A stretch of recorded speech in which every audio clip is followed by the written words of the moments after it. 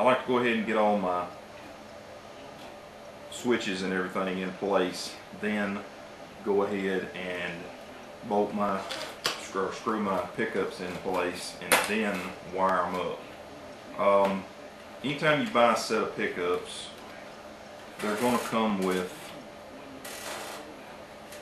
a schematic for wiring them up, and if not, if you've bought a set of used pickups or something like that, you can always go online and find schematics for wiring up whatever type of pickup you want. Before I get into doing the soldering and everything on here,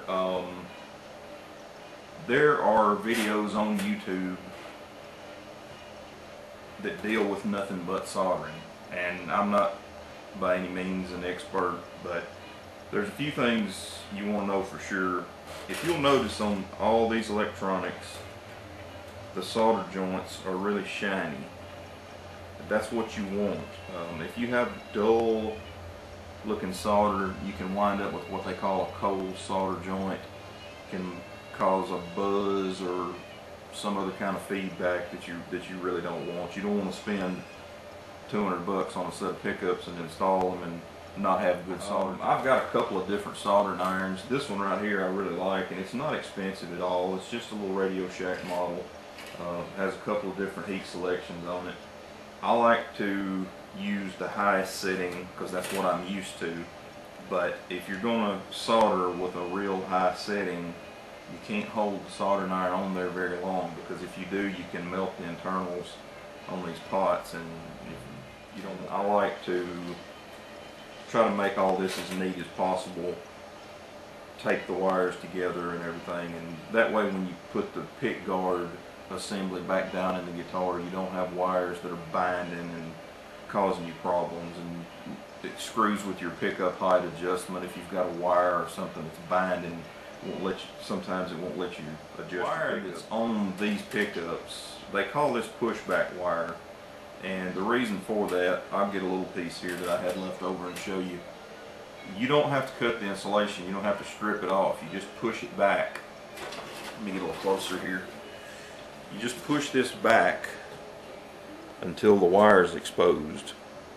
And this is really nice wire because it's already pre-tinned, and by that what I mean is it comes with a little bit of solder already on there.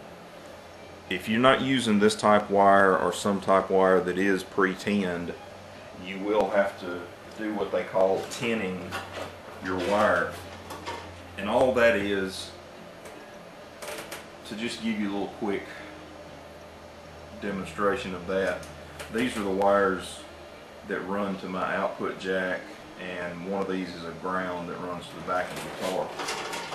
Get my wire strippers here and show you what I mean by tinning the wire. Just strip your wire back, and you're going to notice that this, rather than the wire that I just showed you, does not have any solder or anything on it. It's just bare wire. So what I like to do is just twist your wire up kind of neat. Take your soldering iron and heat up the end of the wire, and just put a little bit of solder on there.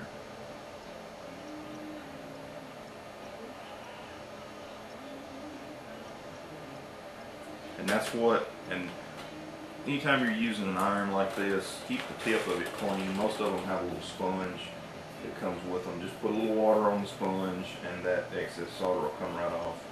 Just try to keep the tip of it as clean as you can. It makes a lot nicer job. But anyway, this is what they mean by pre-tinning wire. Now it has a little solder on it, so when you go to solder your connection, number one, you won't have to use as much solder, and number two, it keeps you from having what I was talking about earlier, what they call a cold solder joint. So anyway, like I say, that's just my way of doing it. There's plenty of videos out there that deal with nothing but solder and how to solder, so you know, check some of those out. I'm not an expert, I'm just kind of sharing some of the stuff that I found out the hard way. You want a good shiny solder joint like that, and you want to make sure that the wire does not move while you're in the middle of letting the solder cool. And also, most of you probably know this, but anytime you're soldering on a pot, you don't want to get any solder in this center where this little pin is, because when you turn your pot, that's little shaft right there rotates. So just be careful where you get your solder. Most of that's pretty much common sense. I use this particular gun. It has a 20 watt and a 40 watt setting. I use it on the 40 watt, but as you can tell, when I just took that wire off of there, on the 40 watt setting, it doesn't take but just a fraction of a second to heat that thing up where you can do what you need to do. You don't want to hold that soldering iron on there any longer than you have to. Also, something else I like to do before I solder to these little terminals on the pickup selector, these things, as you can see right there, a little closer to you, but they have holes in there, which is usually filled with solder. You can't see it until you take that off, but I like to stick the wire through there and then fold it back around. That way you've got a good connection even before you solder, just so that it fits back into the body of the guitar better. Once I get everything, all my connections made the way that I want them, I like to take a little masking tape,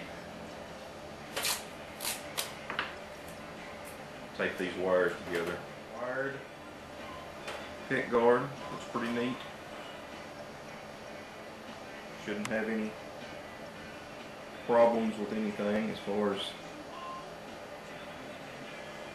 anything binding or anything not fitting correctly. I like to keep it as neat as possible. Like I did with the back of the pick guard, I'm going to use some real heavy foil and shield down inside the pickup cavities.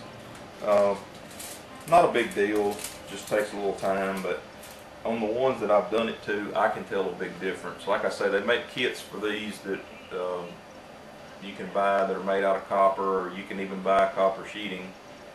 It's quite a bit more expensive, but for what I do, this has worked great for me. It might not work as well for you, but you know, for the money, give it a try. But I'm just gonna use some spray adhesive just like I did on the pick guard. Spray down inside here. Put the foil down in there to help shield it and get it ready to put back together.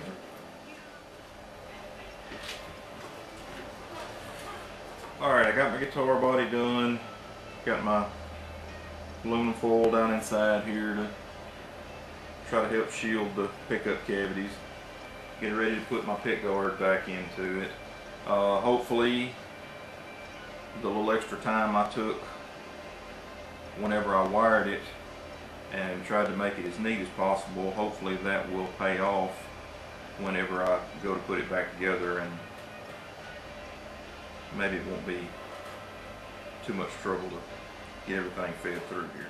Well, as I said before I started this project, besides the pickups, probably the biggest change that I'm going to make on this guitar is putting this left-handed neck on there. So I think this is going to be a really cool change for the guitar. Some people probably wouldn't care for that, but this kind of retro vibe I'm going for.